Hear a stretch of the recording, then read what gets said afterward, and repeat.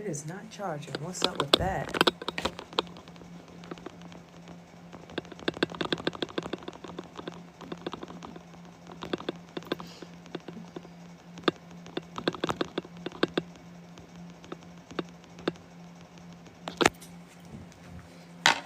What's up with that?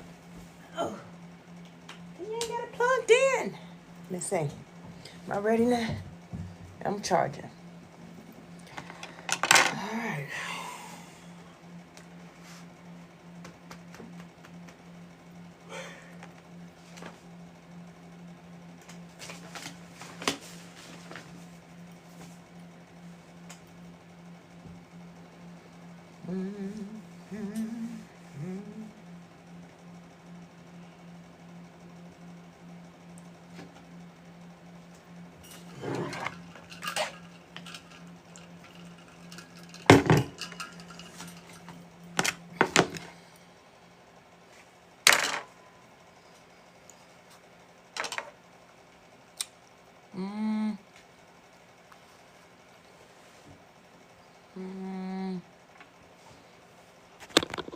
I got it on my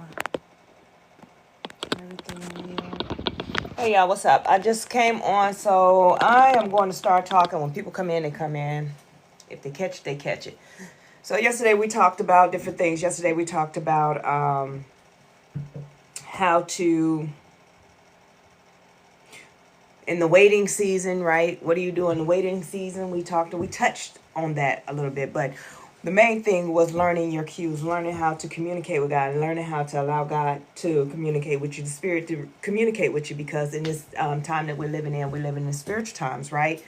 And what I mean by the spiritual time, meaning that we're getting away from everything that was taught to us once before, this old time frame of everything that was taught to us, that you got to do this. We're starting to learn things for ourselves and on our own. That's what our main thing is, to learn things on our own, so we can become better versions of ourselves. It's all about healing in this season. Like, I talk about getting on the frequency of love. That's what we want to do. It's the love and the healing and learning how to become better individuals, right? And tap it into your higher self.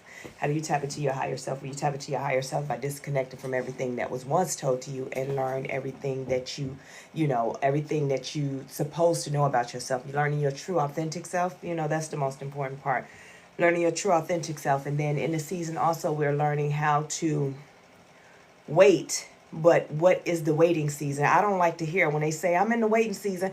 Guess what? I'm going to keep it real with you. I don't like the waiting season. I don't want nothing to hear about no waiting season. Don't come to me talking about, oh, you just in the waiting season, because in the time that I'm going through, I'm sorry, guys, in the time when I'm going through, I'm not trying to hear anything cliche. I'm not trying to hear anything that's going to tell me, yeah. What's up, Louisiana Country Boy? If y'all haven't followed Louisiana Country Boy, go ahead and follow him. He has his own station and everything. He does interviews and all. So if you want to promote something, that's your guy right there. But listen, when you're going through, hey, pretty and thriving. Hey, boo. Yeah. So when you're going through, the last thing you want to hear is the cliche. God gonna work it out. God got your back. Remember to lean in on God. Study your Bible. Ask God. And you like, what you think I've been asking? You think all this time I just been sitting here talking about I wonder how this is going to happen. How this going to happen? No, I've been talking to God the whole time. At least I thought I was talking to God the whole time. Now, can you explain to me, am I talking to God the whole time, instead of telling me what I need to do? Because right now, in this moment, in this time, I'm in need. I'm in need of something. And it may not be big to you, because you might have all your priorities straight. You might have everything that you need. You might have the big house, the big car, the big bank account. I ain't got all that, and I'm trying to get there, and I'm struggling. So at this point in time, I don't want to hear the cliche. Trust me, we all been there. I'm keeping it a buck with you. I always be transparent with you. I've been there. Like, okay. But it was something about, even when I was there, I always knew that I was wrong for speaking the words that I was speaking, because I knew better. It's a lot of people out here don't have a relationship like I do with God. I'm trying to tell y'all, I keep trying to tell y'all that I'm spoiled. I'm a special kind of being. I'm a special type of person. God just looks down and say, oh, look at my baby girl. Look at her holding that football. I'm so proud of her. Listen, everything that I do, I get He praises me for it because of the fact he know that I'm his baby girl and he give me what I want. He tell me what I need because I'm obedient. Not all the time, though. But even when I'm not obedient, guess what he do? He still gives me favor. Not saying I don't have to pay the consequences later. However, he still gives me favor because I believe in a thing to be a thing. And I understand that he is I am. I am created in his image. I'm his daughter, so that means I am her. So I'm very careful of how I handle people. So I don't handle people like people handle me. And get in the preparation season. Oh, but I'm about to get into that. So I'm about to explain to y'all what is the waiting season. Because when we get in the waiting season, we don't want to hear all that, right? We don't want to hear all that. Well, let me tell you what the waiting season is. So let's, like I always say, change the way you speak. Change your words. So therefore, words have meanings to them. Right? If you use the right word, then your mind can process it better. So if I say, I want to lose weight, I'm going on a diet. What my mind just processed was, I'm going to be stripped of everything that I want, that everything that I like. I don't want to do this. But if I say I want to eat healthier, my mind is still at ease because it's like, oh, we still going to eat, baby. Do you understand? So it's what you say is what triggers your negative thought, that negative self-talk. So in the waiting season, let's look at it for the fact of what it is. In the waiting season, it's divine timing, right? That's what they say. Boy, did not make me madder when they would say divine timing. Well, is it today, Lord? Is it today? Or when your grandma back in the day would say, oh, it's the end of times, and you sitting outside with your friends, is it today? The world gonna end today? I'm 6. What is we gonna do? Well, me and my friend coming up with a plan at 7 years old, talking about if the world ends, where we gonna go and hide and what we gonna do and how we gonna live. See, because we don't understand in divine timing, grandma and them kept saying, oh, it's here, it's coming, it's coming. But in the whole time, we looking up every day like, is it here? So the waiting season has nothing to do with the physical time that we've been taught. So they taught us that timing is you get the numbers, put them together, and then make a clock, right? And then you put it at an AM and a PM, and everything happens. But what they forget, everybody forget when they're learning to tell time, they teach you about the hours, they teach you about the minutes, and they teach you about the seconds, but the seconds really don't matter. They just want you to know if 60 seconds is going to make a minute. That would change the minute, that could possibly change the hour in that time, in that moment. So divine timing is the seconds. Right? So you're sitting around like, God, I need you and I need you. Yeah. God hear you. He heard you. But your time is of right now. His time is of the second. Now, what do you mean by that? Because it's all the same. No, it's not. Because I want you to think of it like this. In the midnight hour, everything changed. And we've been talking about this. In the midnight hour, everything changes in the midnight hour. Things come anew in the midnight hour, right? And for you, in your mind, it is 11:59 and the bill is due at midnight. And 11:59 in your mind, because you set your clock. Your clock is a minute ahead because when you set the clock, you said, what time is it? They said it's 5:55. And so you was like, okay, I'm going to set it to 5:56 because I don't know how long it's been 5:55, so I'm going to set it for 5:56. See, your time is ahead because you were second guessing everything. You were doing the whole, well, I'm going to estimate and I'm going to guesstimate and I'm going to do that. See, God is right on time. It's the exact time in the time. So just when you thought and you said, man, I missed out, God came through in the last second because that's the divine timing. It's done in your time, but it's not done in my time. But I'm going to do you one better. Not only am I going to show up in the 11th hour, right, for your midnight hour, not only am I going to show up, I'm not only going to pay that bill. Thank y'all so much for the likes, shares, and the gifts and the follow. Go ahead and follow. I'm not only going to show up, I'm going to show up and show you something else. Not only is you going to pay that bill, for some reason you're going to have something left over so you can pay next month's bill. And not only do you have to pay that, matter of fact, I'm about to open the door opportunity to get you a job because this is the last month that you're going to pay rent for something because I'm going to move you into a house. See, if you let me cook, then you can have more. But since you don't want to let me cook, you want to cancel me out at 11:59, at 12 o'clock when it's really 11:59 and 30 seconds. 30 seconds, the seconds only matter when you're working out, right? When you're working out. When you holding that plank or holding that one position for 30 seconds, oh, that is the longest 12 hours ever, right? We talked about that. Oh, them 30 seconds turn into 4 hours and you're just like, oh my God, why? This hurt. Muscles get to shaking, get to farting and everything. You can't get it together because it's too much.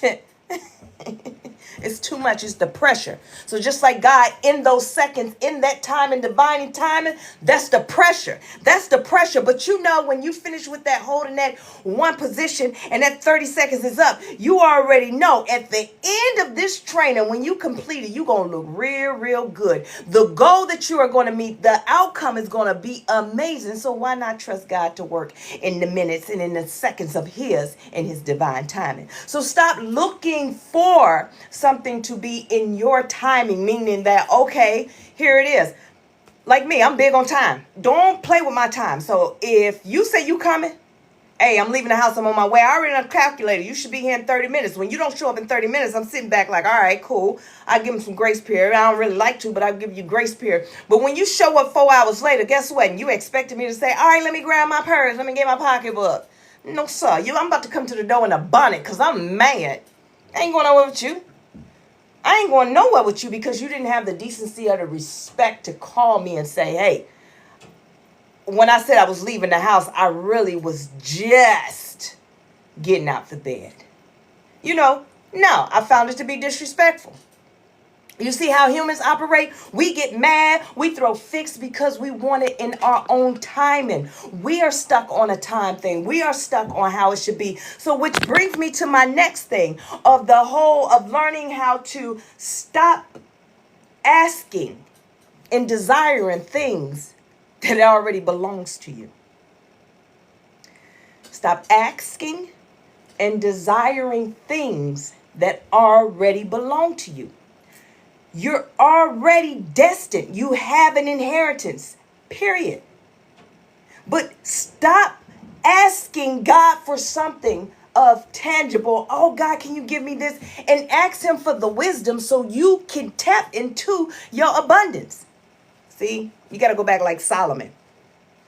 Ask for the wisdom, knowledge, and understanding. So therefore, whatever he give you, you can multiply because you know when God show up in your life, it add and multiply. Stop asking for things that already belong to you. What's another thing? Women, because I'm going to tell you right now, and I know y'all going to be like, the devil is a lie. You're a liar. Because if I don't ask, then I won't get. Guess what?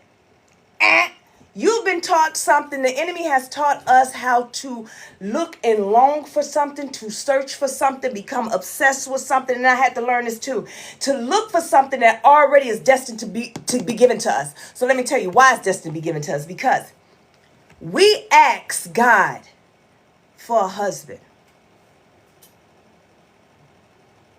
Why? It's already destined for us to have one. He created, right?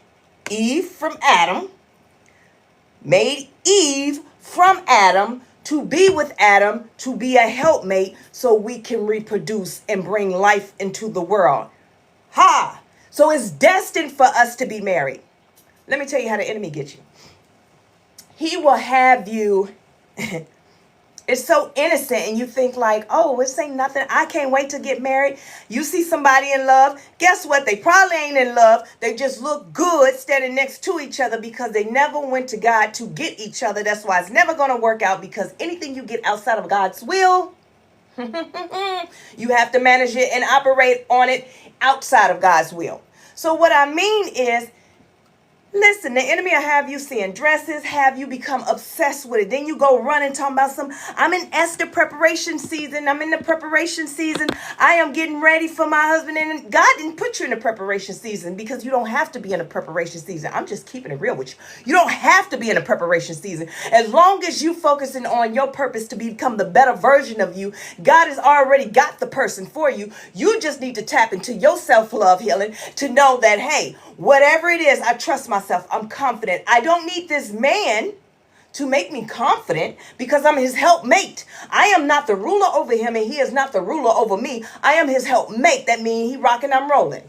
That means if he can't think, then guess what? I'm going to think for you, baby. If you can't read, I'm going to read for you, baby. If you can't cook, I'm going to make you a neck bone sandwich. At the end of the day, we going to eat. However, the enemy will have us so obsessed in chasing something that already we're destined for, and have women going around saying, I want to be like Esther. And they get into the Proverbs 31, and y'all, we get in there, and because I did it too, get into Proverbs 31, I'm going to be a Proverbs 31 woman, and we surface read and don't even read what it really entail and mean. And it was just God giving us instructions on how we should be as women. We should already have our own. We should be able to own a business. We should be able to buy a field, see a field, and buy a field. And it does not say run to your husband in this, that, and the third. Basically, what it's saying is don't embarrass your husband. Your husband should be at the gates, be at the council, wherever he at. And he ain't got to worry about hearing your name talking about, oh, Tatiana out there doing it. She busting it down, getting it good. No, he ain't out there worrying about that. He know that you doing your job. He know that you're doing your job, because when you operating in your purpose, then he's going to be operating this purpose. At the end of the day, it's all working for the kingdom of God. But everybody forget about Ruth. I talk about Ruth a lot because that's the way you're supposed to be, like Ruth. It's not the Proverbs 31 woman, the preparation season of Esther. Everybody run with something because it sounds good, but when you really take the time to break it down and read it, I'm already destined to have a husband. She was being prepared for a king, to be a king among other women. Hear me and hear me very well. She was being prepared for a king amongst other women. Huh. But let's look at Ruth. Ruth was married at one point. You didn't get no egg. No, Mufasa ain't got no egg. Listen, at the end of the day, you got Ruth. She was married at one point in her life. She was. Husband died. Brother-in-law died, because back then, if her husband died, then she's supposed to marry the brother or the cousin, something like that, keep it in the family, keep it rich in the family. So, okay, he died too. So now her sister-in-law and the mama, they sitting back like, well, we just going to family. So, okay, he died too. So now her sister-in-law and the mama, they sitting back like, well, we just going to, mama like, Naomi like, I'm going back to my hometown. I ain't got nothing, no husband, no sons. I have nothing. But everybody missed the whole part, and Naomi just so quick to say, y'all, go back. Even though she talking from a place of grief, and she's like, y'all just go back to your daddy house. There's nothing I can give y'all. See, she didn't even realize that, wait a minute, your whole provider is amongst you. She don't even realize what's going on, but this is what happened. The other girl was like, all right, sis, I'm out. All right, mama-in-law, it's been real, girl. It's been real. I'm going back to my daddy house. Ruth was like, no, I'm going where you go. Your people be my people. Your God be my God. I'm rocking with you.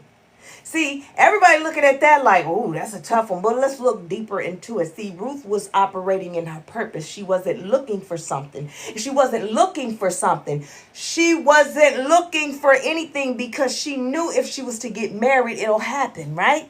It's going to happen. She's still young. At least I think she was. Still young. She's not looking for that. What she was doing is operating in her purpose. Because what she did was, okay, your husband gone, Naomi. Your husband gone. My husband, your sons are gone.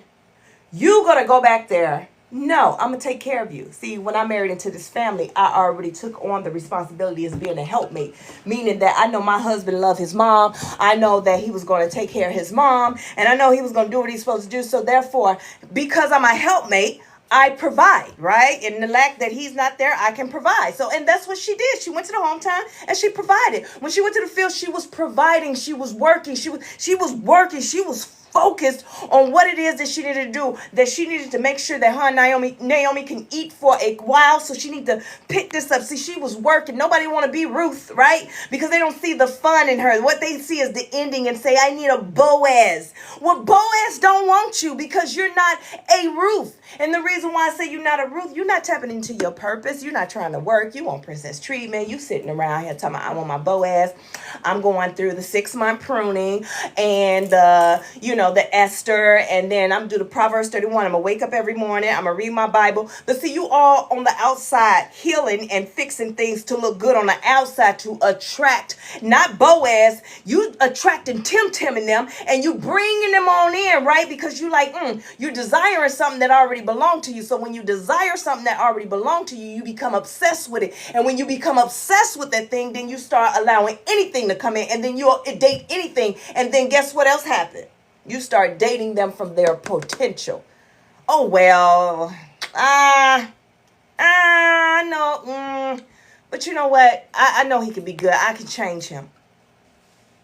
And then now you talking about, God, why this happened to me? Why is this happening to me? I did what I was supposed to do. I prayed for him. God, you told me that you was going to bring my husband. I asked for a sign, and you gave me a sign that you about to bring my husband. Yes, he gave you a sign, but you still went out there and found your own husband because you became obsessive with it. That's how the enemy works. He make you obsess over things that's already guaranteed to be given to you. You're already guaranteed to be married.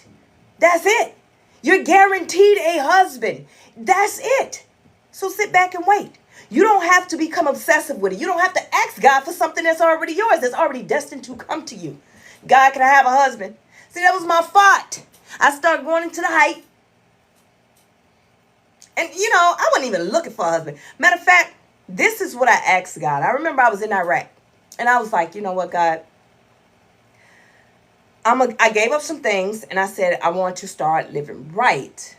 I said, also, but I do want to be prepared for a husband. I do want to be prepared for it because I was so tomboyish. So my conversation with him was pretty much, soften me up a little bit, but I don't want to be all. Hey, boo, how was your day? Let me take your coat for you. I ain't doing that. Get your coat out of here, bro. Go hang your coat up. But how was your day? Oh, yeah. All right. For real? Did you chin check them when they said that? All right. Cool. That was my thing, right? So I'm like, all right, God, help me out. My vows to be more like, hey, you changed the real, turn me into a real nigga, those type of things. Like, no. So scratch. So here we go.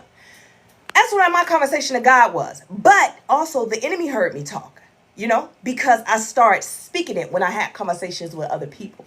And I'm telling them what I just prayed for. And I'm talking about a thing. Thank you for the follow. Thank you for the likes. Thank you for the share. Boop, boop, boop. And guess what the enemy did? Brought somebody, came around the corner. It was like a fairy tale. The guy looked at me. I looked at him. And no lie. And I promise you, this is exactly how it went. It was like a whole movie. So I'm walking to the defect. Now, in this time in Iraq, the rules of engagements was kind of different because it was early on. So I was walking to the defect. And I was stopping at the chapel, and you're supposed to have a battle buddy with you. Wherever you go on a compound, wherever it is, you got to have a battle buddy with you because we had, Iraqis on compound with us. So this day I'm irritated. I get up and I'm ready to go. I go to work and then I'm hungry, but I know I got to stop and talk to the chaplain because we talked about baptism. And I was like, all right, cool. So I'm gonna go ahead and talk to him real quick. Now I got my weapon slung across and I'm walking across the desert and I'm just frustrated, but I'm trying to be easy. I don't know why I'm frustrated, but I'm trying to be easy. I walk in the chaplain. I'm hungry. Okay. I'm so hungry that I left without a battle buddy. I get in there and I say, hey, Captain such and such, I wanted to talk about this. He was like, oh, Sergeant Knox. Oh, yes, have a seat. Oh, bro, I ain't trying to sit here and talk to you. I'm really not trying to sit here and talk to you. I'm really trying to get to the defect. But he was, come on, sit down. He was like, I had a dream. God showed me you're going to get married. I was like, all right. Okay. And we started talking about marriage. That's the conversation went from the whole baptism to marriage. It's okay if I speak too fast. You can hang up. Unless, because I'm not trying to be funny. Hey. Unless your first language is not English, and I could talk too fast and you can't comprehend it. I'm not being funny. I'm being for real. But when I talk fast, I mean I'm trying to hurry up and get the story across so I can get back on point. Anyway, that's too much explaining. So listen.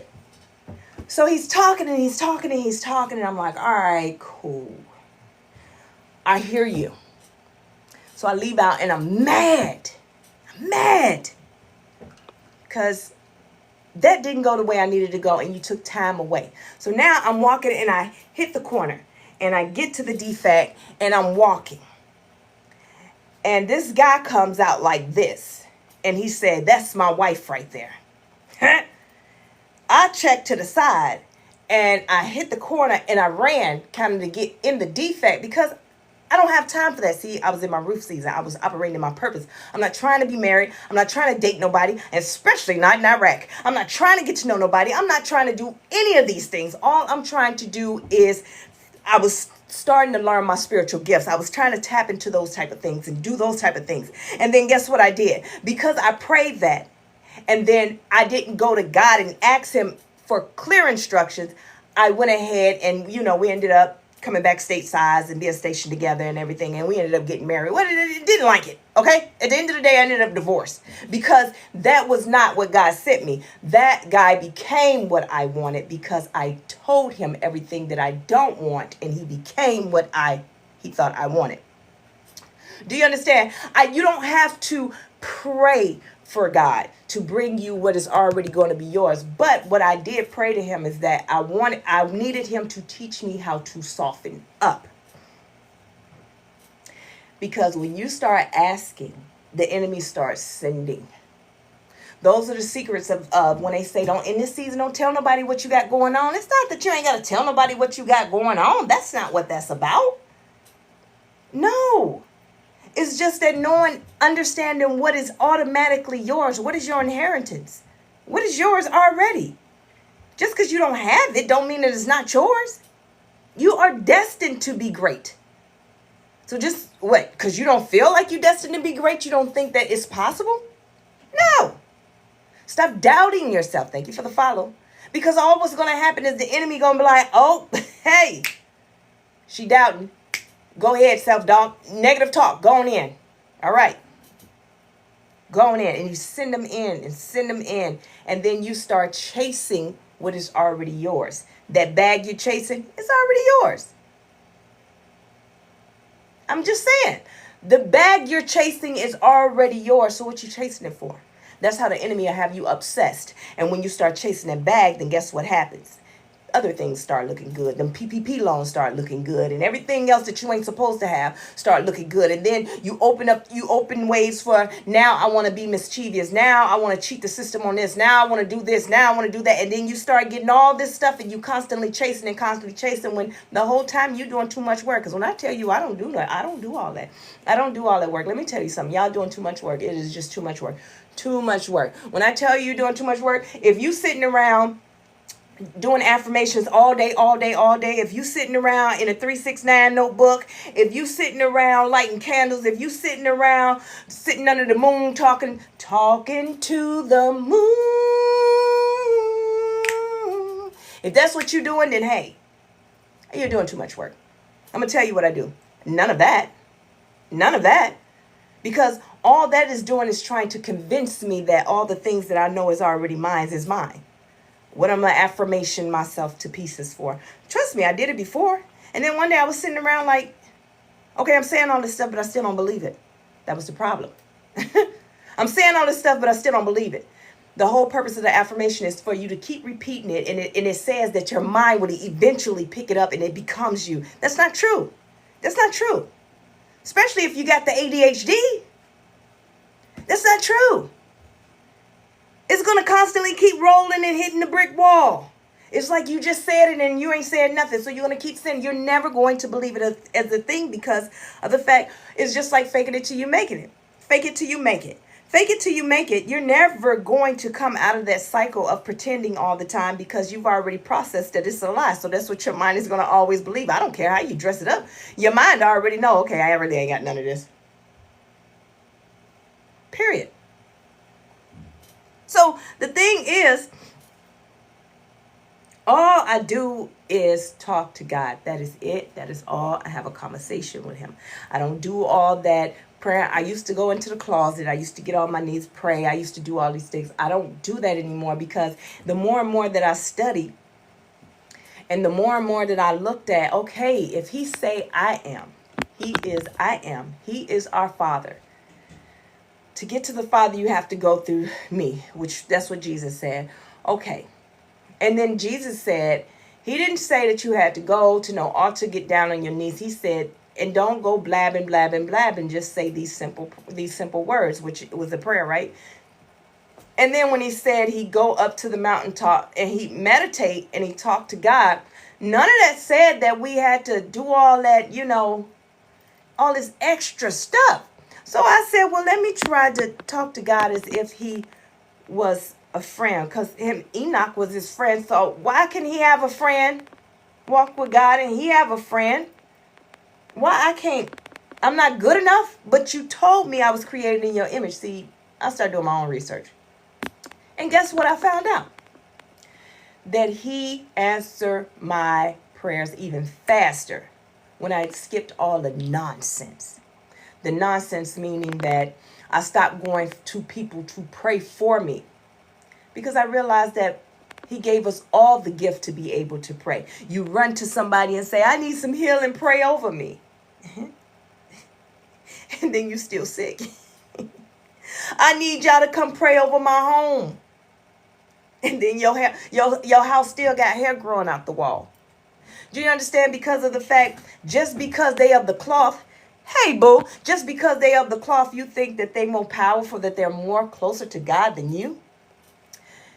You're fooling yourself. First off, I want to say thank you, TNT, for coming in. TNT Digital, you guys, I like to promote and, give everybody their props. So she sells, different things. Go to her showcase. This is what I say. Before you go buy in and go to the TikTok shop and buy stuff, go to your friend's page and look at their showcase. Let them earn some promotion. Let them earn a commission, okay? And if they don't have it in their shop, then tell them, hey, add this to your shop. Thank you, boo. Add it to your shop, please. And then I'm going to buy it.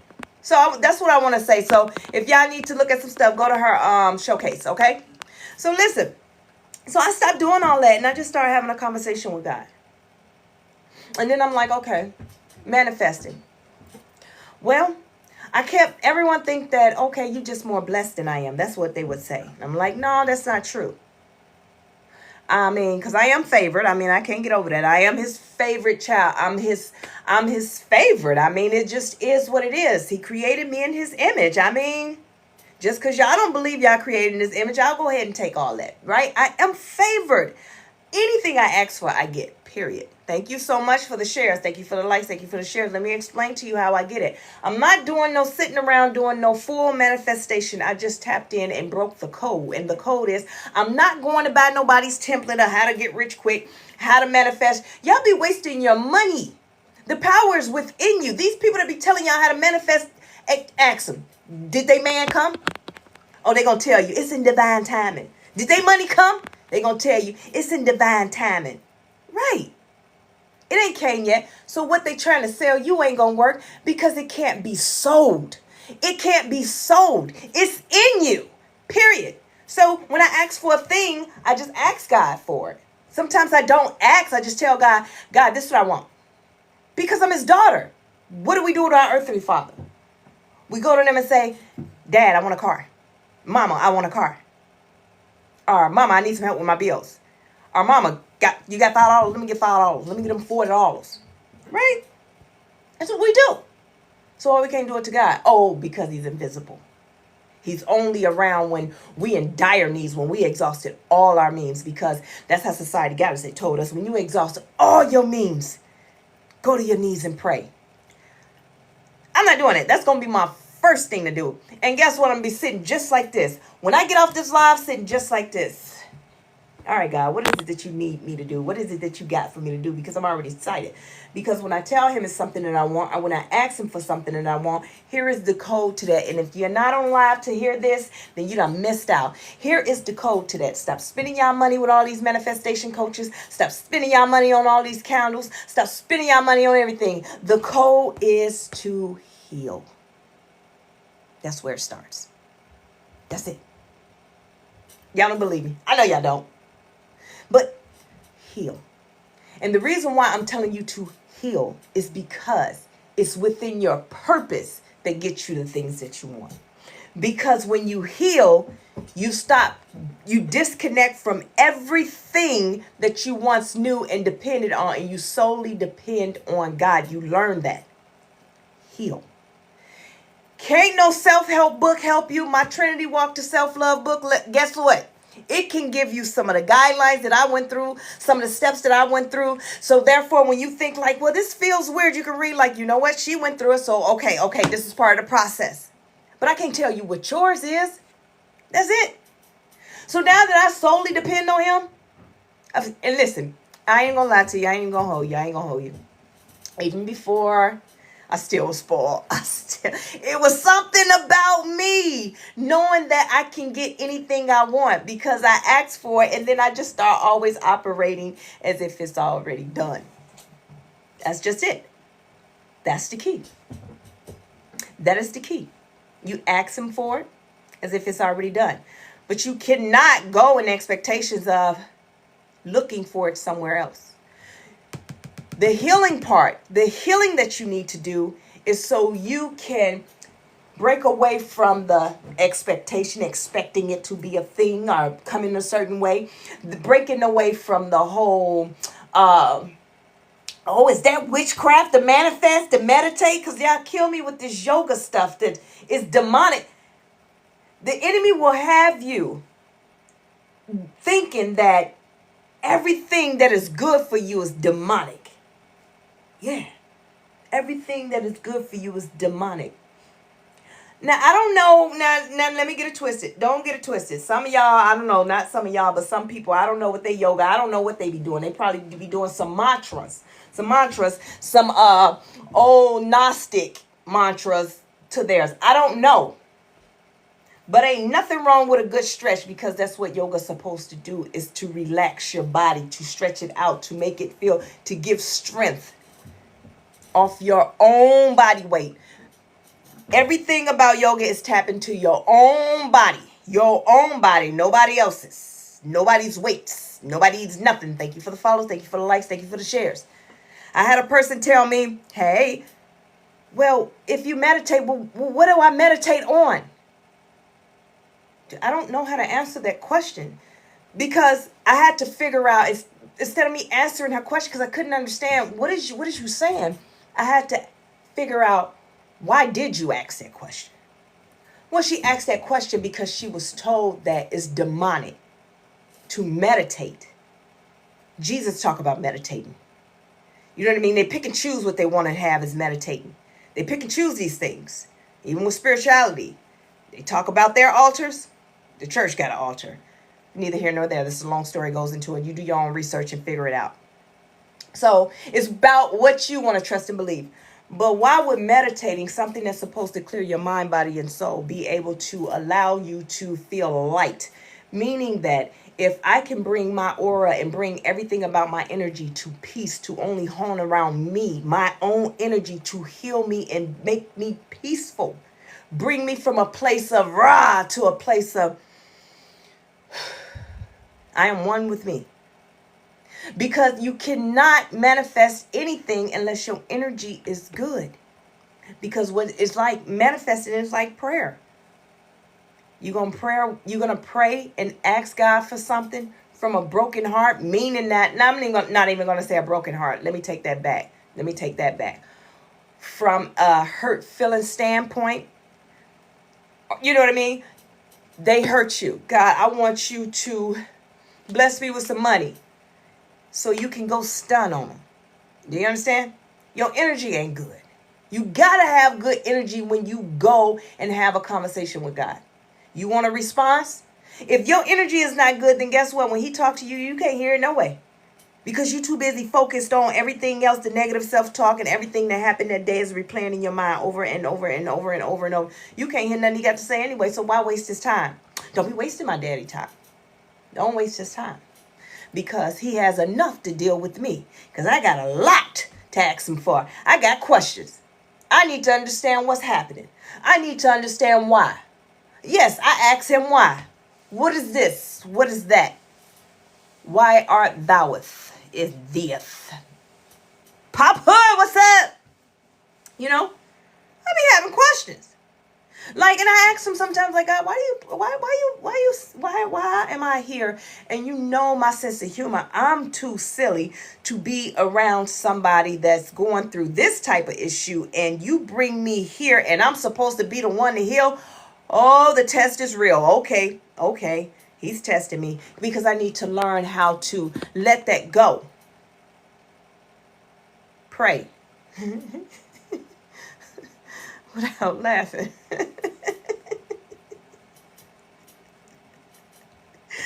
But no, it's just things about it. As you grow, let me explain this too. As you grow and you become, because in this season, if you notice, it's doing away with a whole lot of things.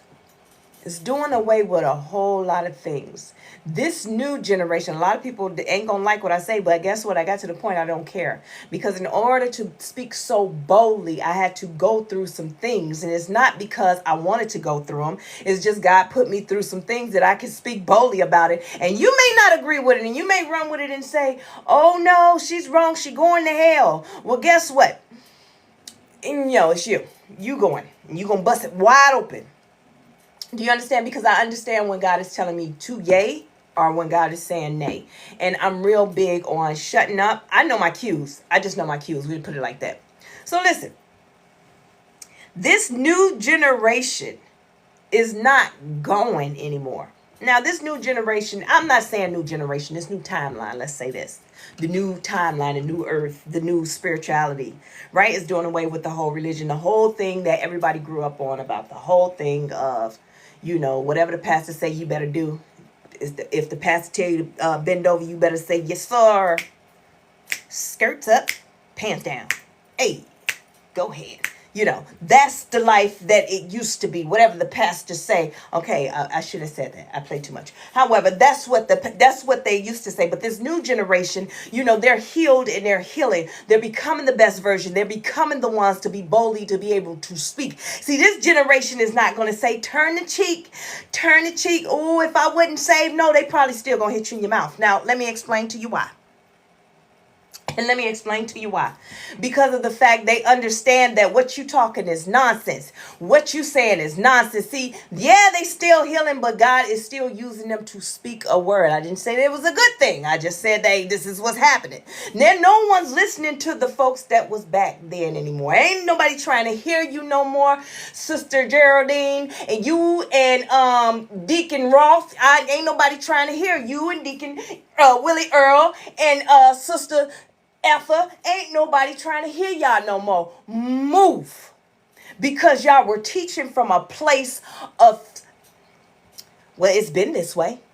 Well, my pastor said this, so I'm going to preach that. But it never said it in the Bible. Y'all was going off y'all own understanding. Y'all became, and ain't nothing worse than the churches that was built, the small church. I'm talking about the small one. You would think that I used to say, I just want to be in a small home church, so I can feel at home. No. Because everybody in there is family. So you already know the devil is sitting high up in there and looking real low because of the fact they're going off their own values and their own morals, and then they're teaching and they're saying, oh, you can't do that. Oh, you can't do this. God said. Nobody took the time to open the Bible and say, God didn't say that. You said that. You going to hell. I ain't going to hell. You is. Nobody's bold enough to speak back to them, so that's why they do what they do, which is called mental abuse, pretty much, spiritual abuse. So in this season, these new ones coming out, and they're like, no, you don't tell me what to do.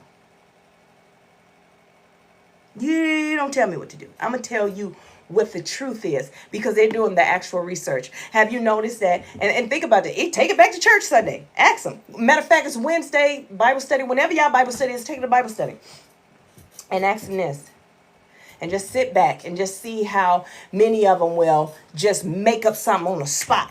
And you be sitting there like, oh yeah. Ask them, how do I study? How do I study? Ask them, how do I study?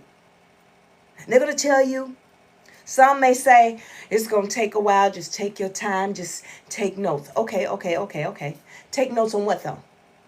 You just going to have to get you a Bible that got notes. Get you a study Bible. Okay, I got a study Bible, but how do I study and maintain this information? How do I study? Is it because I need to maintain, retain this information? Is it because I need to be able to speak this? I need to be able to quote it because people are learning things just so they can quote it back. But what is the meaning behind the stuff that you are quoting? You quoting stuff. You're quoting it wrong, and 9 times out of 10, you done turned into a spell. We'll talk about that another time. So now they will tell you any and everything. You got to do this. You got to do that. You got to do it this way. You got to do it that way. You got to do it this way. You got to do it that way. And nobody told you how to actually study. So now what your studying turns into is just reading the Bible. You are tired all of a sudden while you're in the middle of reading this scripture.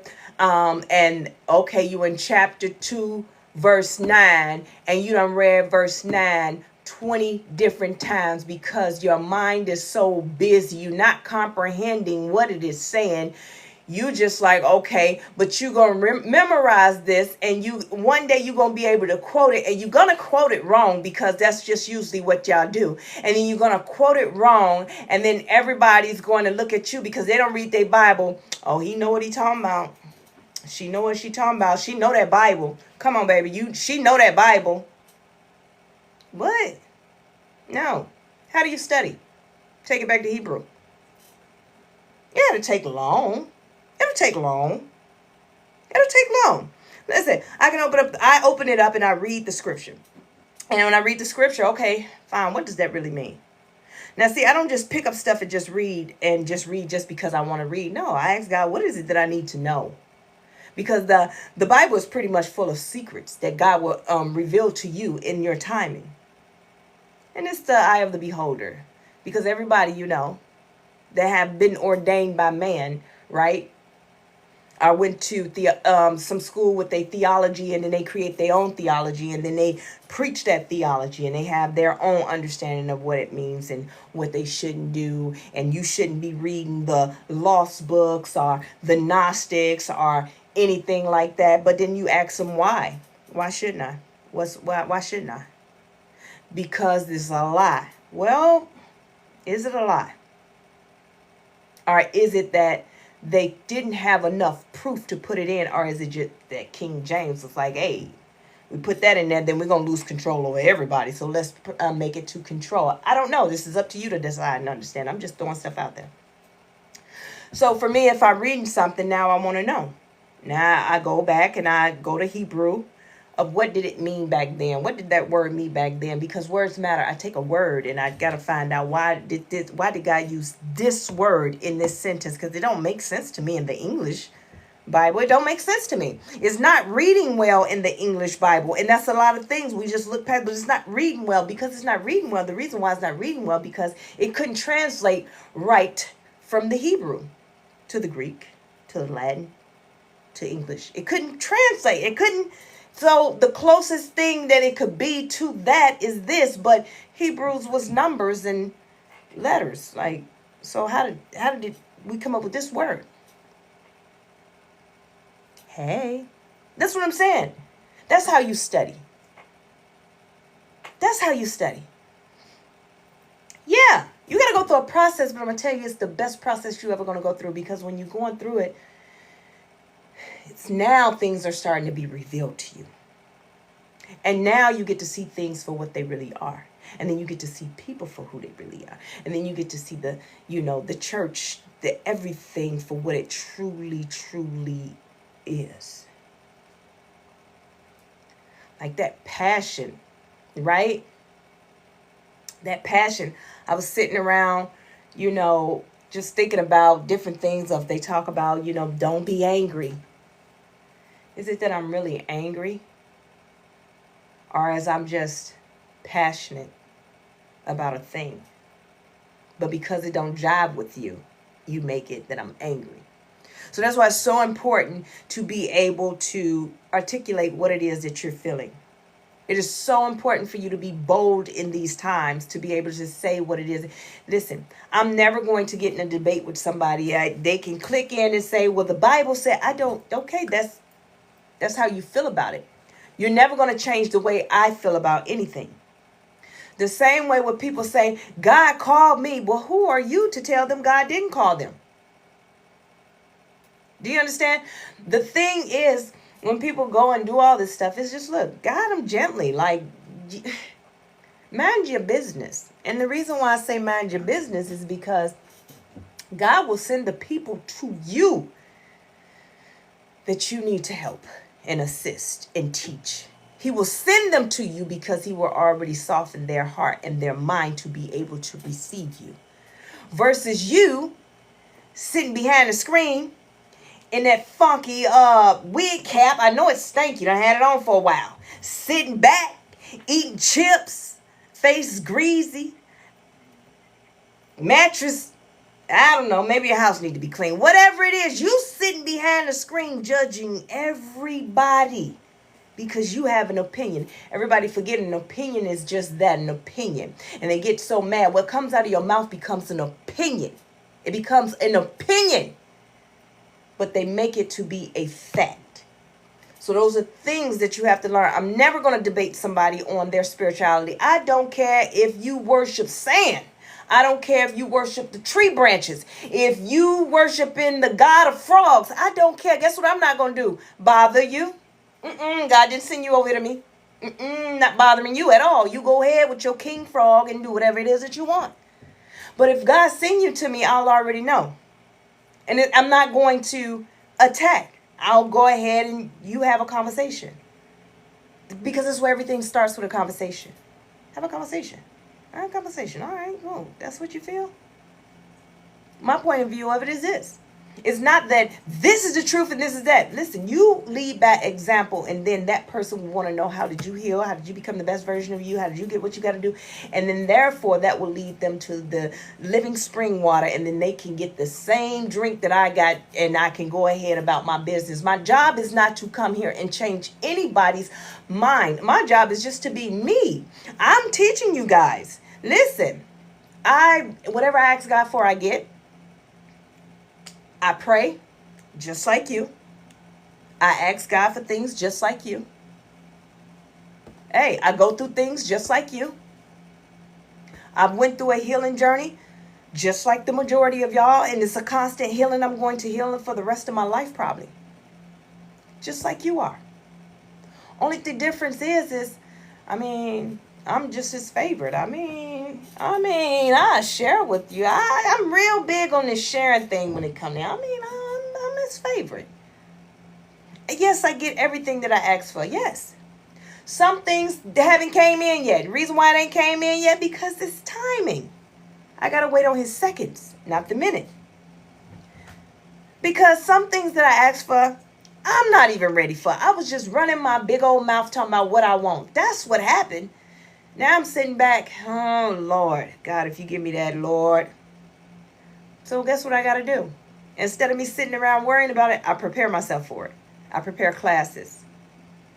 I build a team that can help me get to the next level because I know it's coming, but I have to be prepared. Now, I asked him for a thing. I'm like, God, you know I'm ready? Give it to me. I'm going to show you. You know how we do our parents. Oh, yeah. Yeah, I'm going to take care of the dog. I'll show you. I can be responsible. I'm going to show you. Get the dog, and it's just like, yeah. Where's the dog? Well, it's dead. No. I know how to prepare for it. So I prepare for it. I prepare for it, and I prepare for it, and I prepare for it. Because I know I asked him for it. So it's not that I ain't got it. Oh, baby, it's coming.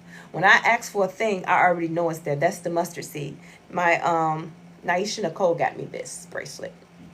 Having faith is as small as the mustard seed. As I explained to you guys, the mustard seed is just that. What it's going to be is what it's going to be. But I believe it to be a thing. So therefore, that's the manifestation. I believe it to be a thing. I ask for a thing and I go on about my business because I've already planted the seed. Now let me go start operating. Other thing is, I'm getting a new vehicle. Now, guess what I haven't done? Cleaned out my garage. I even thought, like, with the car I got, and just throw that out there, and I'll get the other car and put it in the garage. And I'm like, no, I want both of my cars in the garage. So, I got to clean the garage. I got to organize stuff. I got to get rid of stuff. Yup. I do. I got to make room for it. I haven't done it yet, but it's coming. And it's going to be pretty. And I'm going to like it a lot. Yes, sir. I'm going to like it a lot. But I got to get out there and prepare for it. That's what I mean by ask and do. That's all I do. I don't do anything extra. I ask God and I know it's coming. And then I go execute. Yep, I sure do. You got to know me to understand it. People that's been knowing me for years can testify to that. And people that just met me can testify to that. So when they say have faith, that's all I operate on. Period. Because if you know me, then you will understand. You be like, man, she ain't lying because I don't know how. I still don't know how she. I still don't know what. How you. What? It's going to be pretty. It's going to be so pretty. Yeah. I stay humble. I just sit back. I should be out here bragging. My daddy better than yours. My daddy better than yours. Hey. I don't do all that. I try and introduce everybody to them like, listen. And everybody think, because this is the thing, everybody think that you have to be a certain kind of way. They'll come up to you and say, oh, no, you ain't Christ-like. You ain't no Christian because you cussing. Well, you're probably about to get cussed out too. However, that is what your expectations of what I should be like. That is what you feel I should be like. That is what you feel. And remember I said what comes out of your mouth is an opinion. It is not fact, right? Because let's look at it like this. So I say damn, right? Damn. I say that. And then you come over here with the same frustration. You jam your toe and you say dang. What's the difference? What's the difference? It both came out in an aggressive manner. What's the difference? Do you understand? How the enemy will have you so messed up thinking that, oh man, I ain't gonna never be right with God because I can't stop cussing. What's the difference? It's the way that you express it. If you have the same aggression, whatever comes out your mouth just is the same thing. So it's a word that turned into what they wanted it to be. And the enemy said, hey, these are cuss words, but this is not. So therefore, if I can trick you to think that you're not sinning, then hey, that's all it is. Because anytime you speak from a place of aggression, that you speak from a place that is not of love, you have sinned. What? Oh my God, clutch your pearls. Clutch your pearls. But the enemy got you thinking, well, I ain't say damn. I said dang.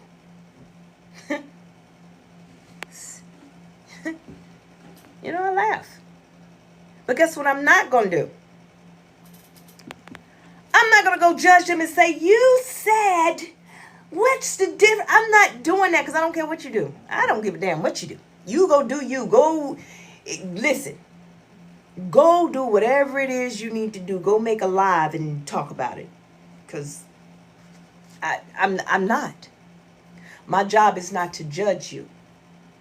And if you're going through, you got people that do you wrong, I will never. Now, I ain't going to lie. Sometimes I have been like, ooh, okay, God.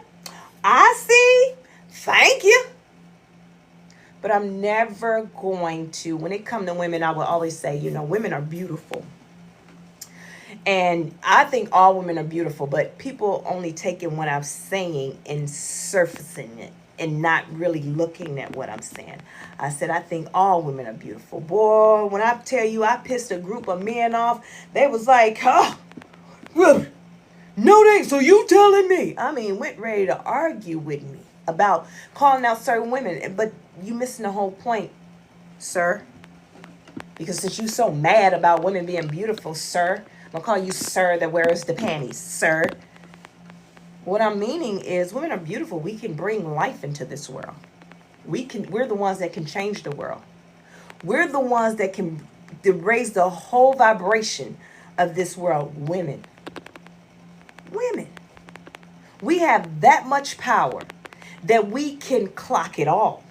Everybody that's in power right now in leadership positions, guess what? We can bring them down to their knees. Whether it's calling their mama on them, they grandma on them. At the end of the day, women, we, I'm tell you, I'm about to be a rapper. We can do this. So that's what I mean when I say all women are beautiful, because they are. I will never take the time to tear another woman down.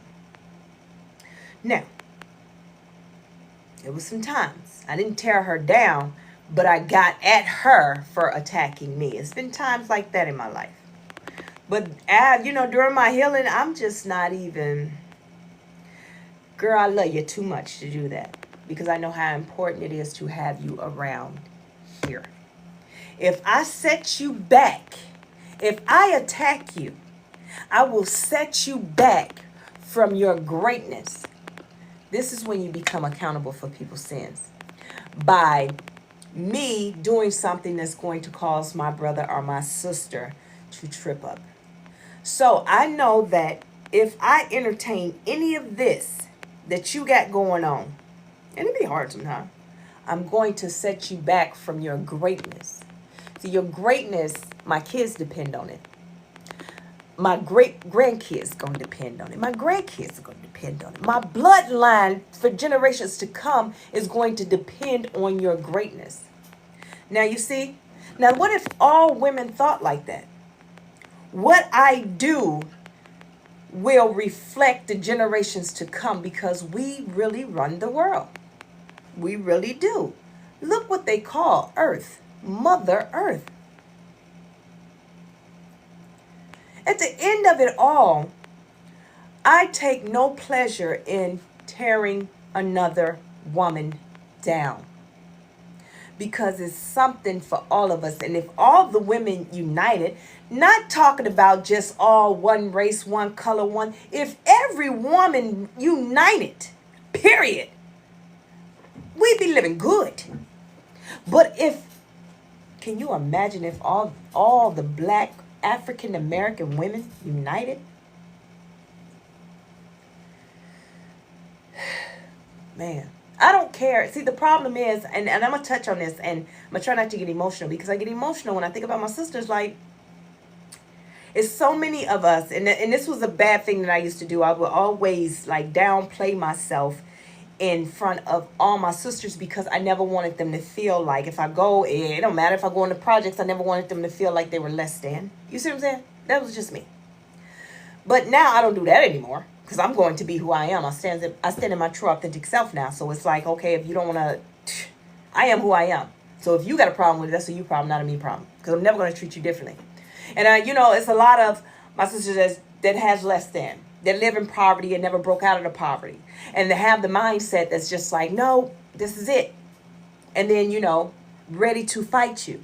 And then we take that and we get mad. And it's so bad because I was just at McDonald's with my son after the game. And my son was talking to her over the microphone. He getting the order wrong. So I'm in the passenger seat. And I was like, ma'am. And I take over. Well, she gives me all this attitude. My youngest son was like, Mom, she got an attitude. I was like, no, it's cool. Because I had to look past that. What I had to look at is, no, she just asked for help to delete something off the screen that she put on there. So it's not so much that her anger is at me. It's the fact that either you just got hired, you don't know how to work the board, but whatever it is. But I know what you do know how to do is have an attitude, because this is what they portray as black African Americans always got an attitude. They ain't got no good customer service. They just nasty. That's what they say. But what if I would have engaged? I just choose not to engage because give them the benefit of the doubt. I don't know what this woman went through. Maybe she mad she got to work at McDonald's. Who knows? You know what I mean? It is not my job to tear her down to make her feel less than. Never. And I ain't going to do it. I'm just not going to do it. But that's something that I had to heal and learn how not to be like that. So when I pay it forward, like I was, when I go through a drive-through or something, I always pay it forward. Pay for the person behind me. It's just what it is, right? And the lady asked me, she said, do you know him? Oh, wow.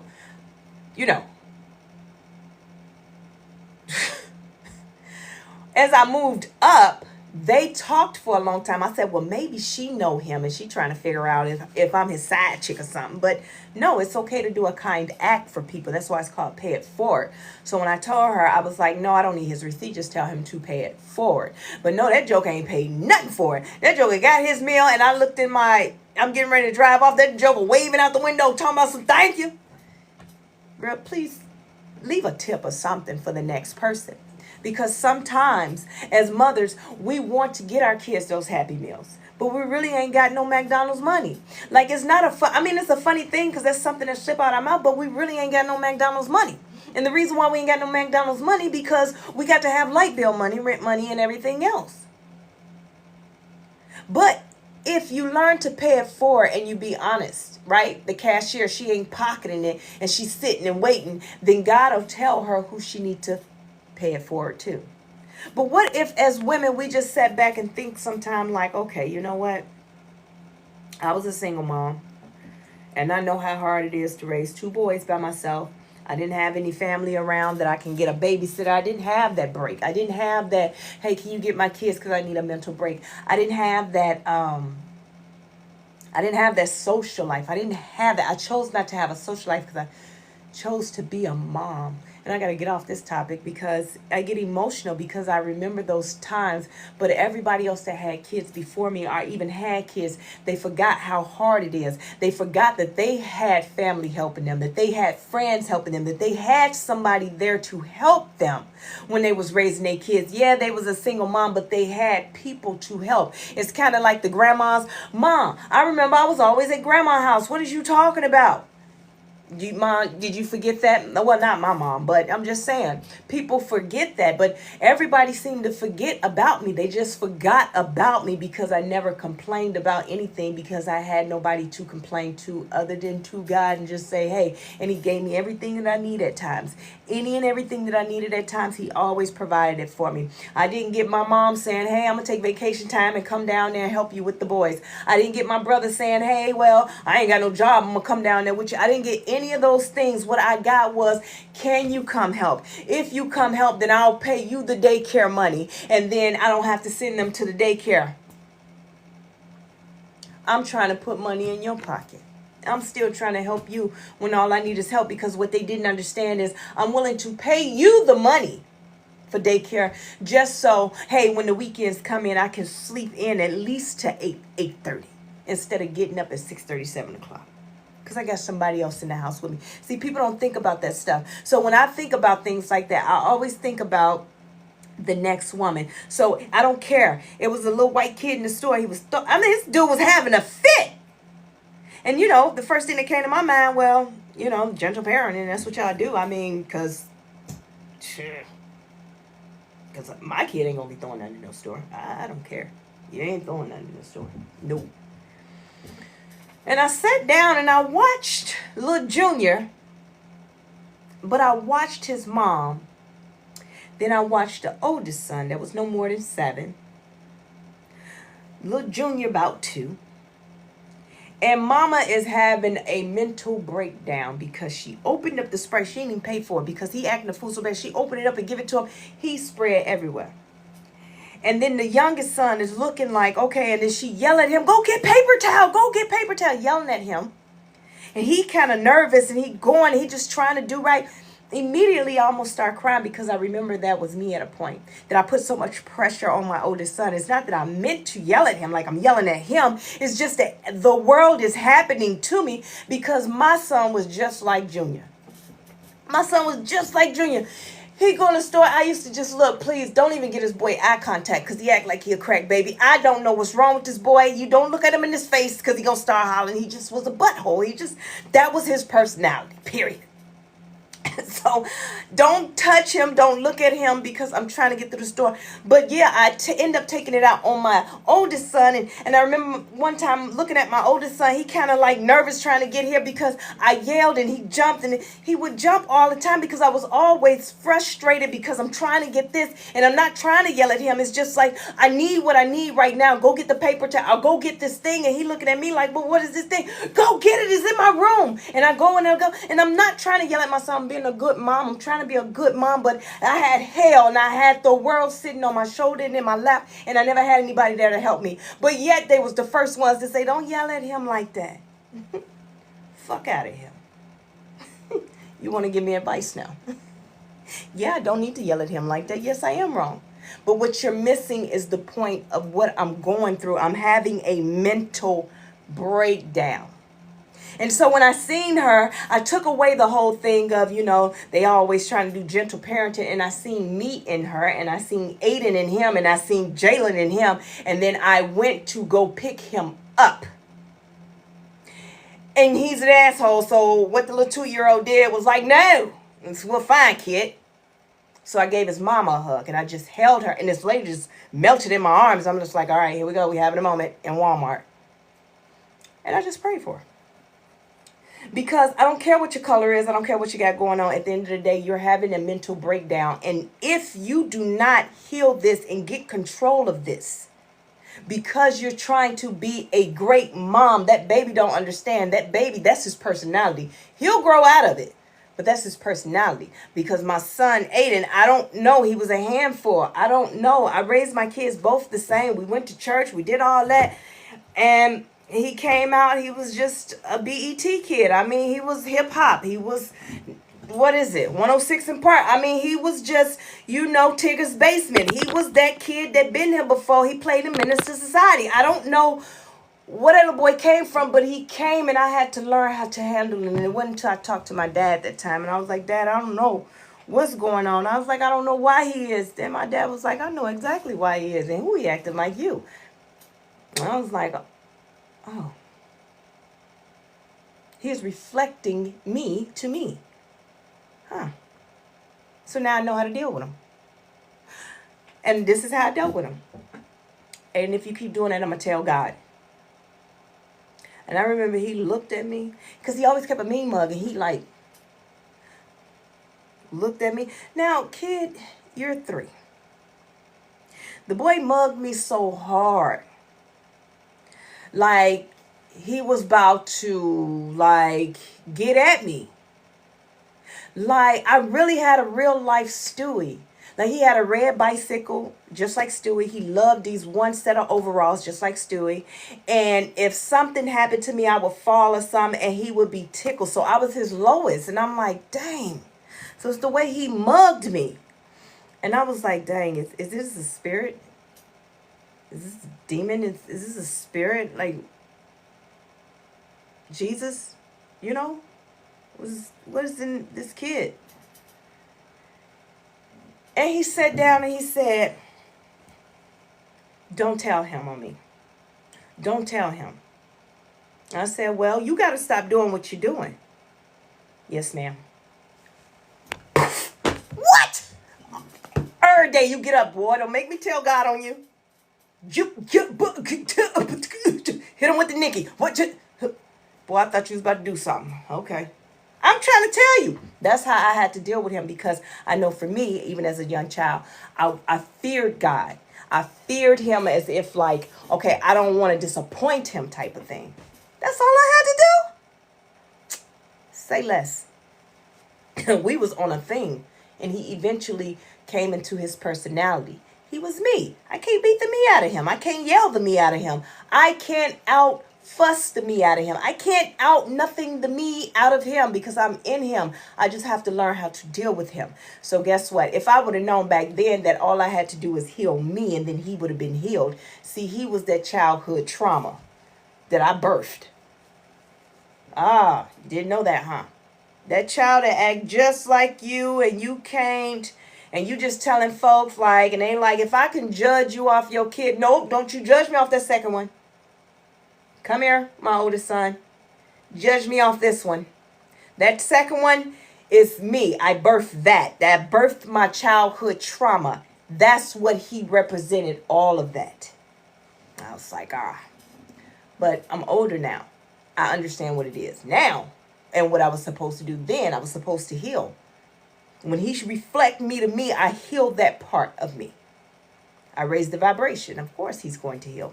That is it, and that is all. That's how simple life is. That's how simple life is. Because I'm like, okay, I ain't gonna lie. I'm telling you, I'm like, as I get a priest over here. I didn't know what to do with this kid. I didn't know what to do with him. But it was me. And when my dad told me that, I learned how to deal with it. Okay, what got me right? Because it was a point in time, my mom couldn't do nothing with me. My dad, that's my dude. That was my best friend. So guess what? I was him. So he dealt with me differently than he dealt with my brothers because I was him. I was always in something. I was always doing something. I was always in the mix of something. It don't matter. I'm going to do it. So he had to handle me as if he was handling himself. So, yeah. So at a young age, he taught me how to handle my anger. Like, okay, you can't fight everybody. Oh, man, I used to beat up all the boys. Listen, times are so different. Times are so different because right now, if you see a 10-year-old girl outside without her shirt on playing football with the boys, you know, they're going to call the police and you going to Child Protective Service. But take you, not me. I'm out there with the boys, shirt off. Hey!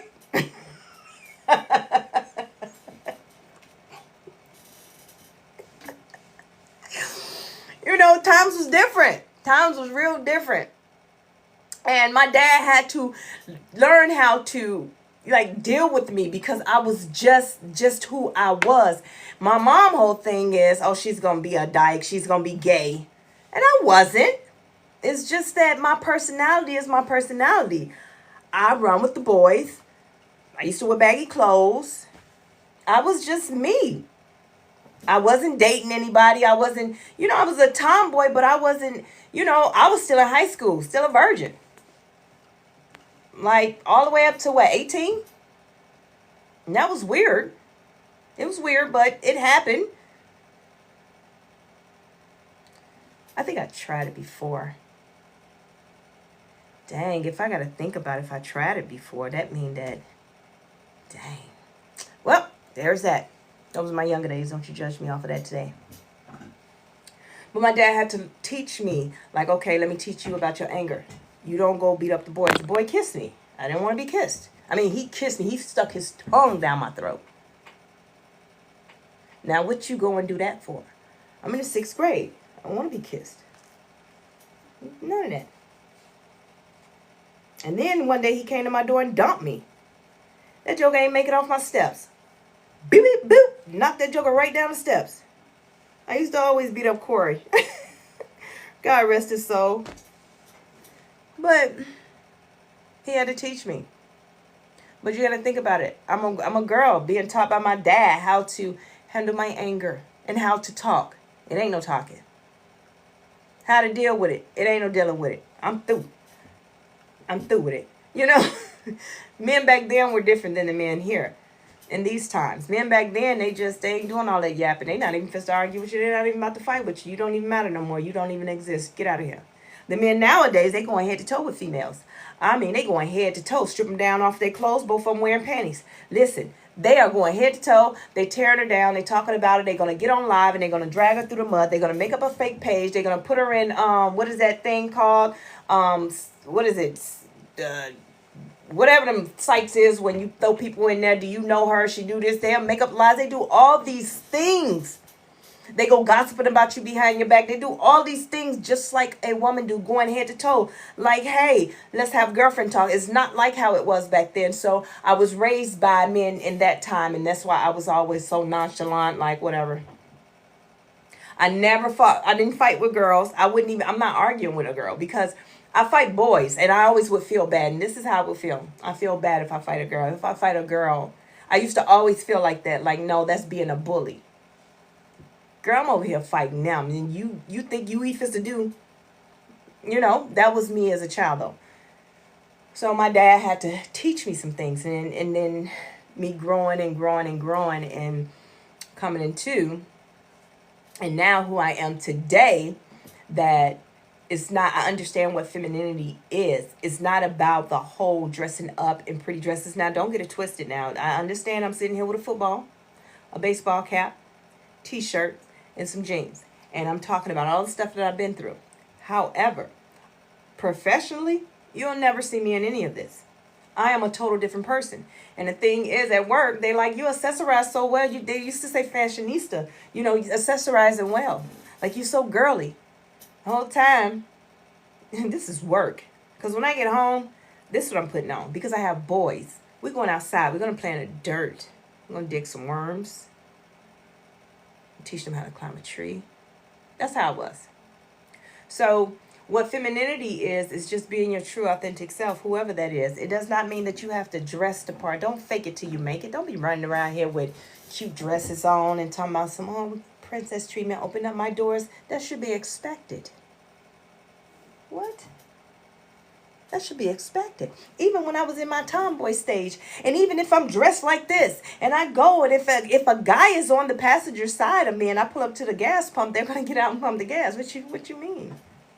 I don't care if I'm giving you a ride down the street. What you mean? But see, I don't have to ask it because they're gonna already do that because of the respect that they have for me. See, they already respect me. That's why I said you do not have to go and ask for something or pray to God for something that is already destined for you. It's already destined to be given to you. That is it, and that is all. It is destined for you. So the respect. So you running around here saying, I want princess treatment, they're gonna treat me right. Well, okay. I'm a grown woman. I'm grown. And I say this over and over and over and over. I'm grown. Don't give me no princess treatment. I'm a grown ass woman. You're going to give me queen treatment because that's who I am. No, what princesses have to ask for respect. I don't have to ask for respect. It's going to happen because it's in me. You're going to respect the whole aura, my energy, everything about me. It's not that I'm better there. It's not that I'm just this or just that. It's just what's up in me. You're going to respect it. Period. It's just automatic. You're going to attract the people that are attracted to that. And they're going to see you and say, and already put you on a pedestal. And they're going to do those things, even though that ain't the type of person they are. They ain't pumping no gas for nobody. They ain't opening no doors to nobody, but they going to open your door. Yes. That's what being your true authentic self is. You don't have to fake anything. You just come out and you be you. You're going to be respected anyway. Now, the ones that want princess treatment, then cute. Go be a princess. You're my son. Go be a princess. No, I'm just playing. I'm talking trash now. I'm Nicki Minaj over here. But no, go be a princess. Because if you want princess treatment, that means that since you like to act and you want to pretend, you being just as fake as the person that's taking care of you. Some men only want women that want princess treatment because of the fact they feel superior over them. And it makes them feel more of a man because they're so dainty and delicate and they can't do anything.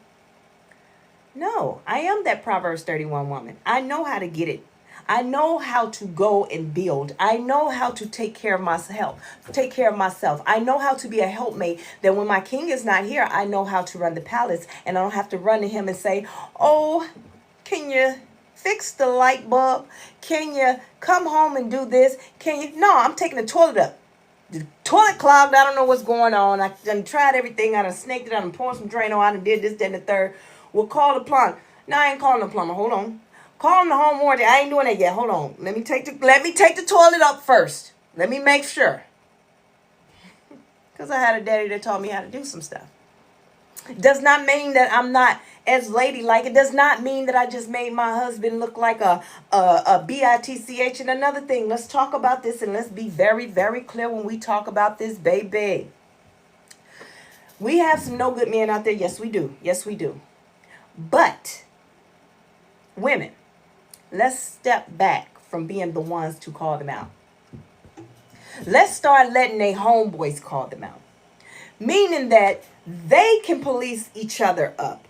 But you to go and dog them out, make them feel less than, call them a bitch, tell them that they beneath you, they bombs, they this, they ain't that, because your feelings hurt. Because I'm going to tell you, a woman that's not bothered a queen, she ain't doing none of that. She could tell her testimony. But I'd be dog if I go to my kid's father, you bum, you this, and constantly drag him through the mud and drag him over here, talk about him this, and every time he look at me, you don't look at me, and try to make him like he's beneath me. No. You messed up. That's a you problem, not a me problem. My job is not to police you up. Your family members, your friends, they should be policing you up. I'm not going to do any of that. Stop dragging them. Because it's bad enough they were brought up in a world that told them, hey, you better not cry. You better not have any emotions. They're not emotionally intelligent at all. And that's because they grew up in a time that they were told, you better not cry. You better not, don't look like Don't act like you can't do this. The pressure of them being a man that society in those times was thought of. You can't be sensitive. You can't be gay. You can't be this. You can't. And then they start living a whole lifestyle of, well, I'm trying to please people. They just as confused as everybody else. So, listen, if he hurt you, acknowledge that and go heal. But if he hurt you and you decide not to heal, you're hurting nobody but yourself by dogging this person through the mud. Let his friends police him up. Let me explain to you what that means. Hey, women, this man cheated on you. You was a good woman. You did everything right. You was a good baby mama. You was a good girlfriend. You was a good wife. You did everything right. You're what his friends look at like, man, if I had a girl like that. See, those are the ones that's going to police him up. Those are the ones that's going to put him in check. Like, hey, man, you messing up. You know you got something good at home. Give him something to think about. When you decide to leave him, let his friends, his homeboys, somebody that he can receive it better from. I don't care if they homeboys are little 304s. Guess what? They homeboys going to tell him what's real. It doesn't matter. They're going to tell him what's real. Like, bro, you messed that up. Because the whole purpose of cheating is for the person never to find out. So if the person found out, that means that you didn't care anyway. That's how I look at it. Let them police it up.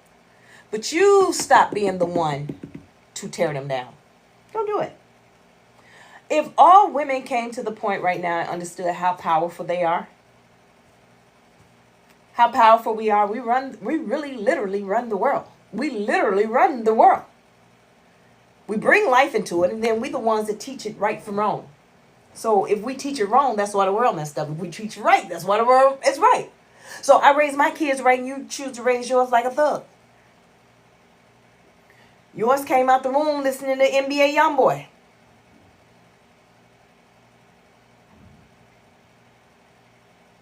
Okay. Mine came out the womb listening to Disney. You know what I mean? So it's not, listen, don't get it twisted. I love me some Youngboy now. Don't get it twisted.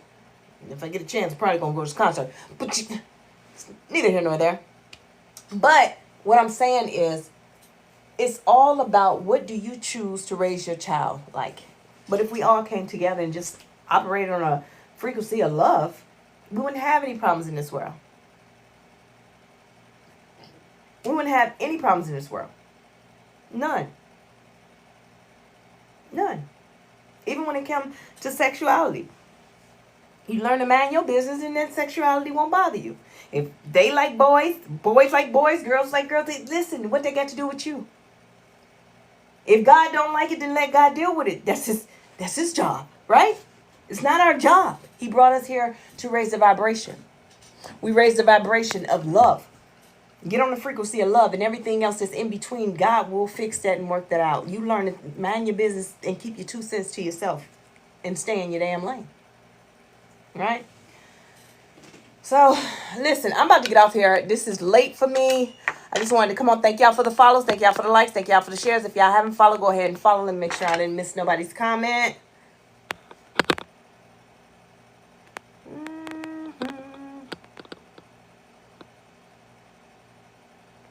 Oh, I think my brother was in here. Buster.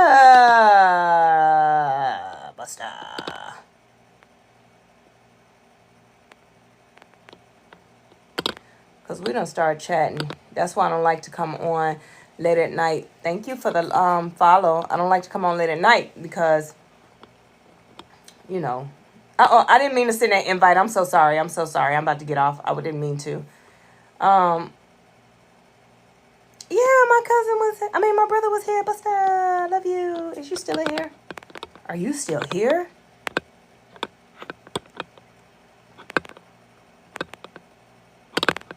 No, he's not here. It's okay.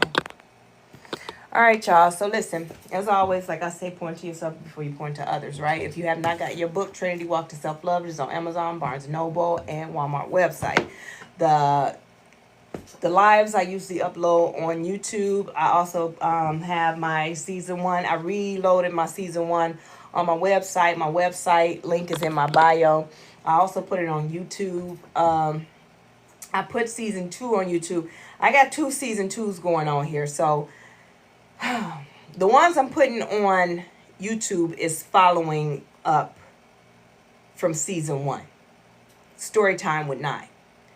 This new podcast that I'm doing, I'm still going to keep the Story Time with Nye because that's something that I want to do. But the new one is more of, I'm still trying to figure out how I want to do it now.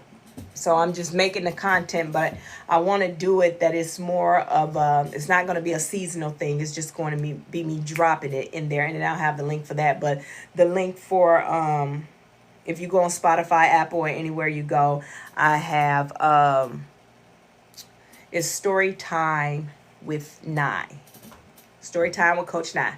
So y'all can download it there, right? Go ahead to my website, subscribe. So anytime I put in highlights or whatever it is, then you guys will get the notification. If y'all want to do life coaching, the first session, it ends tomorrow. The first session is free under the consultation. It doesn't matter when you book it, but if you book it before, after Friday, you got to pay the full price. But the last time to book it under the consultation for free is Friday. It doesn't matter if you have to book it out a month, if it's even my schedule open up a month after that. It doesn't matter as long as you book it before Friday, okay? So listen. If no one told you today, I want to tell you right now, I love you and I'm so proud of you, okay? I know we had a good time and I be having a good time and talking and joking, but I do know when it's my time to get off. So I love you guys and I'm super proud of you, okay? So remember to pour into your cup before you pour into others. And your cup, God will pour into your cup until it overflows. And that overflow is for you to stand fast. Not to give it to everybody else and give it to someone because you got extras. To stand fast because God is going to send the people your way that he needs you to help, okay? My baby played football today. He is number 81 at Center Hill Middle School in Olive Branch, Mississippi. That's a good team. They did really, really good. It's amazing. It's amazing. It's amazing. So you guys, I love you. Coach Nye out.